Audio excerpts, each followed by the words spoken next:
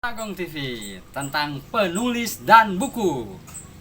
Makan dulu, saya masih menikmati kue cincin. Ini dari Menes, Banten Selatan. Minumnya air jeruk. Apa yang mau saya bahas sekarang? Yang tidak pernah terpikirkan oleh orang. Banyak buku di sini. Yang akan saya bahas adalah kata pengantarnya dulu. Jadi saya akan membahas kata pengantar yang ada di buku-buku. Saksikan.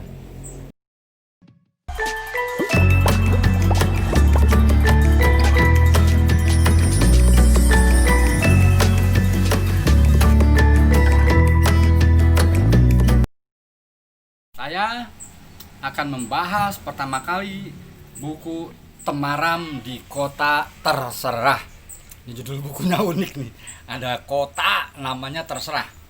Ya. Coba kita lihat kata pengantarnya. Ini buku antologi Forum Lingkar Pena Jawa Timur, ya, Temaram di Kota Terserah. Itu adalah dedikasinya untuk pecinta literasi terdampak pandemi. Nih kata pengantarnya ya. Jadi kata pengantar ini setelah basa-basi di awal biasa, segala puji bagi Allah, bla bla bla, dijelaskan di sini. Dijelaskan di sini bahwa manusia berhasil karena mau belajar membaca ayat-ayat Allah yang tersirat dan tersurat, termasuk meneliti misteri virus corona yang melanda dunia. Tema seputar corona menjadi perhatian banyak pihak. Tema ini juga menjadi komoditas para penulis. Bagi mereka akan mubazir jika tidak dikreasikan menjadi tulisan. Nah, jadi buku ini isinya tentang cerita, tadi itu nyebutnya sehimpun cerita mini tentang pandemi. Nanti di episode lain saya akan membahas cerita mininya ya, dari unsur-unsur intrinsik. Nah, sebagai organisasi kepenulisan, FLP Wilayah Jawa Timur melalui Divisi Karya telah mengadakan lomba menulis kisah mini inspiratif bertajuk Ramadan di Tengah Pandemi COVID-19. Jadi saat puasa itu, ingat ya, kita lockdown, tidak tarawih di masjid tapi tarawih di rumah. Bahkan saya sholat idnya juga di rumah bersama keluarga. Nah, hasilnya, kata pengantar ini, 35 naskah terbaik dari 35 penulis terpilih dipadukan dalam buku antologi berjudul Temaram di Kota Terserah. Nah, kemudian dijelaskan apa sih makna dari arti buku ini. Temaram berarti hampir gelap, remang, suram, atau agak gelap. Hal ini menyeratkan situasi akibat keganasan virus corona. Nah, Kota Terserah, kan tadi judulnya Temaram di Kota Terserah. Dijelaskan di kata pengantar, kota terserah menggambarkan kondisi khususnya masyarakat Indonesia. Jadi kota terserah ini adalah representasi Indonesia. Kenapa ya kok Indonesia disebutnya kota terserah? Nanti kita bahas di episode yang selanjutnya. Nah, kasus pandemi COVID-19 di Indonesia belum bisa dikendalikan. Nah, kemudian ditulis Surabaya 30 Juni 2020, Divisi Karya FLP Jawa Timur. Jadi ibarat orang Jawa Timur berkomentar, wis emboh sak karepmu, bah kon jungkir wali, bah kon koprol orang ngurus. Sudah terserah kamu, mau acting berguling-guling, mau gaya salto, tidak peduli, bodoh amat. Jadi di sini persoalan kenapa ini ungkapan untuk tenaga medis yang sudah jengkel. Kenapa? Karena mereka sebenarnya sudah kewalahan, sudah rela berjuang capek dan segala duka dilalui, tetapi masyarakatnya bersikap masa bodoh dan tidak disiplin. Oke, kita bahas kata pengantar buku berikutnya.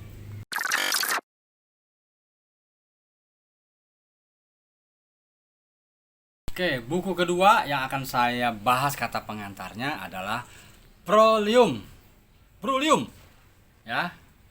Apa itu Prolium? Ini yang menulis Febri Aldi R. Dia dikenal juga sebagai Edelweiss Basah. Dia pendaki gunung. Jadi Prulium itu bisa diartikan adalah apa ya? Fighting spirit, pencarian. Mencari, misalnya kalau mendaki gunung ya, melawan dirinya sendiri. Mungkin seperti itulah Prulium itu. Saya lupa lagi persisnya, tapi sebuah perjalanan pencarian, ya. Nah, saya di buku ini lihat, yang paling senang tuh saya kalau sudah ada quote dari penulisnya, nanti saya bacakan ya, dan ditandatangani.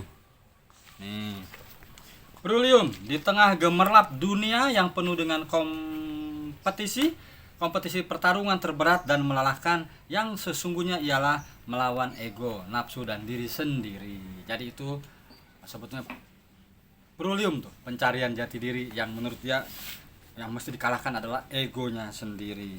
Nah, nih di depannya ya, ditulis lagi nih pengantarnya. Buku ini aku rawikan teruntuk para pejalan kehidupan yang dimana saat merasa lelah dan nyaris kalah, namun tetap mengingat Ar-Rahman dan tetap mempercayai dan meyakini setidaknya Tuhan tahu seberapa keras diri telah berusaha, berjuang, dan bertarung dalam cinta, hidup, dan pengharapan. Ini diterbitkan oleh Media Kata 2020. Nanti akan saya baca bukunya dan saya bahas. Sementara ini kata pengantarnya dulu. Nah, ini yang paling menarik juga, di sini ada banyak endorsement dari Ine Febrianti. Saya senang nih sama Ine Febrianti, ini sutradara film, aktris, dan pencipta alat. Nah ini endorse dari dia. Untuk kesekian kalinya Edelweiss Basah mengajak pembacanya menyelami diri melalui perjalanan ke puncak-puncak yang terjal dan berliku. Tiada puncak yang lebih indah selain jalan pulang menemukan keheningan sejati. Nah, jadi Prulium itu diartikan tadi ya, kebanyakannya diartikan pencarian diri yang kemudian juga harus pulang. Nah, ini ada juga dari PPDW, penulis buku Manusia dan Gunung. Dia menulis begini: sesungguhnya kita tengah dalam sebuah perjalanan, pasti pulang dan tidak akan pernah bisa kembali. Nah, melalui Irham, jadi di buku ini ada tokoh Irham. Novel ini lekat dengan slogan kita pergi untuk pulang dan pulang untuk pergi lagi. Nah, kalau saya pernah menulis di novel Balada Siroy, lelaki harus pergi tapi juga harus pulang karena ada yang mengasihi dan dikasihi. Hebat ya, Febrialdi R. Selamat bukunya, nanti saya bahas.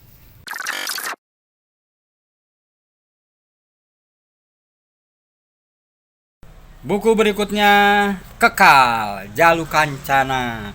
Tadi Febrialdi atau Edelweiss Basah, Prulium, sekarang Kekal. Kekal ini diterbitkan oleh Buku Mojok. Wah, ini penerbit slengan di Jogja ya. Di sini ada di blurbnya, saya bacakan ya.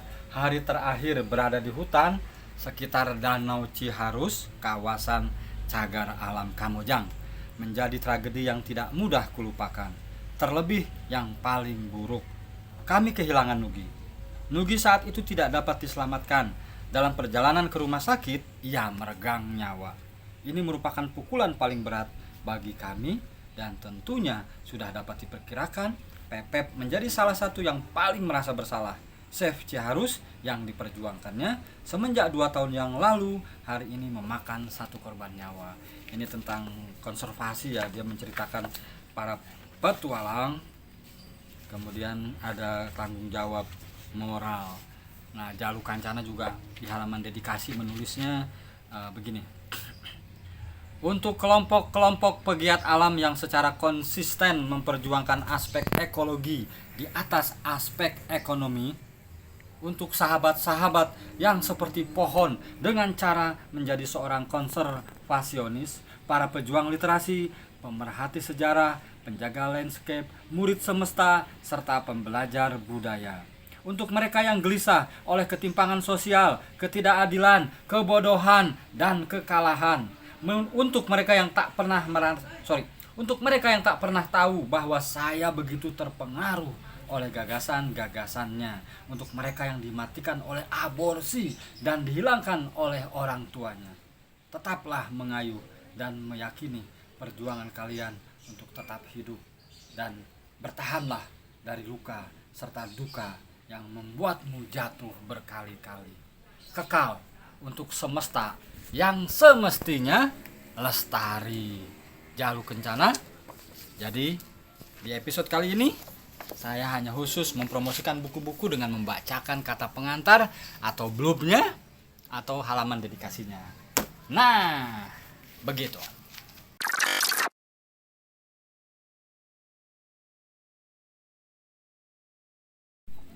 Paling menarik buku terbaru yang 2 hari yang lalu baru sampai. Judulnya Membersamaimu. Jadi membersamaimu itu menemani orang-orang yang dikasihinya. Antologi tuli. Jadi ketika saya membaca Membersamaimu, antologi tuli, apa maksud saya ini? Ketika saya baca di halaman pertamanya, ternyata Esti Wika, penulisnya dan kawan-kawan, menceritakan kisah hidup mereka menemani anak-anaknya yang memiliki kekurangan dalam hal pendengaran, yaitu tuli, ya. Nih, saya akan membacakan kata pengantarnya. Pertengahan tahun 2018, sebuah forum diskusi orang tua di salah satu negara bagian di Amerika Serikat mengajukan topik tentang penerimaan orang tua terhadap anak mereka yang tuli. Nah, tuli ini footnote-nya, penggunaan istilah tuli kami gunakan untuk memudahkan penulisan dan menghormati identitas mereka kaum tuli. Jadi mereka memilihnya disebutnya kaum tuli. Nah, tentang sampai sejauh mana mereka menerima anak dengan kondisinya yang sedikit atau tak mampu mendengar sama sekali atau tuli, jawabannya cukup mengejutkan. Mengingat negara yang bersangkutan sudah cukup baik mengenal budaya tuli dan orang-orang yang mampu menerima perbedaan antara tuli dengan tunarungu secara moderat. Jadi tuli dengan tunarungu itu berbeda. Ternyata masih banyak pula dari para orang tua tersebut yang belum sepenuhnya menerima, terlepas dari usaha para orang tua ini memberikan fasilitas alat bantu terbaik, mengantarkan terapi, menyekolahkan, memasukkan dalam komunitas, melibatkan dalam berbagai kegiatan, dan sebagainya. Neurologis Oliver Sacks menuliskan beberapa contoh kisah pertumbuhan dan perkembangan anak dalam berbagai lingkungan yang berbeda. Salah satu yang berhubungan dengan proses penerimaan orang tua adalah kisah Manuel, bocah Gypsy berusia 9 tahun, terlahir tuli dan tak pernah bertemu dengan komunitas tuli manapun seumur hidupnya. Jadi si Manuel ini, bocah Gypsy berumur 9 tahun, diceritakan di sini. Hidupnya sebagai kaum nomaden yang tak memungkinkannya menempuh pendidikan. Meskipun hampir tanpa intervensi bahasa apapun, Manuel ini tampak ceria, penuh perhatian, dan secara emosional juga normal. Manuel sangat dicintai oleh orang tua dan saudara-saudaranya, serta dilibatkan dalam berbagai macam tugas seperti hal anak seusianya. Manuel memasuki sekolah khusus tuli Nomentana di usia 10 tahun dan mampu menguasai bahasa isyarat dan bahasa Italia dalam waktu 3 bulan saja. Selain karena dia cerdas, faktor keluarganya juga sangat berpengaruh. Manuel memang dilihat berbeda, namun tak pernah diperlakukan berbeda. Dia dianggap sebagai bagian dari komunitas Gypsy-nya, tak pernah disingkirkan, dan tak merasa demikian. Nah, barangkali tak semua anak tuli seberuntung secerdas Manuel, tetapi setiap orang tua dengan anak tuli selalu memiliki kesempatan untuk bisa bersikap seperti orang tua Manuel, orang tua yang memperlakukan anak tulinya secara utuh bersamaan dengan hak dan kewajibannya sebagai seorang manusia di tengah lingkungan sosial kita. Di tanah air kita bagaimana? Banyak sekali hal yang mempengaruhi arah dan perkembangan sikap sosial emosional orang tua. Sikap para orang tua ini memiliki kaitan erat dengan budaya, pengetahuan, lingkungan, dan juga keyakinan atau agama. Begitu beragamnya pengaruh itu, maka para orang tua dari anak tuli di tanah air akan dihadapkan pada sejumlah konflik mendasar yang tak bisa diabaikan begitu saja.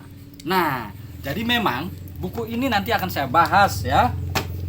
Jadi soal tuli tadi saya juga pernah mengajari mereka di Pangudi Luhur di daerah Kebonjeruk. Mereka tunarungi disebutnya dengan bahasa isyarat dan harus membaca gerak bibir. Jadi lebih pada gerak bibir. Nah, kosakata mereka sedikit karena mereka hidup dalam sunyi. Tidak pernah sebebas kita mendengar orang berbicara sehingga perbendaharaan katanya semakin meningkat. Itu tadi membersamai.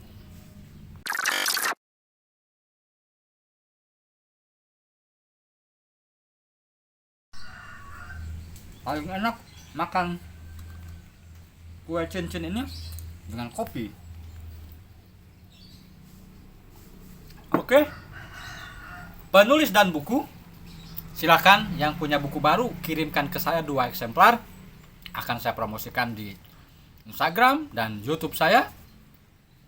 Nanti setelah saya promosikan, bergilir akan saya bahas, akan saya coba analisa dengan pengetahuan saya yang sedikit ini.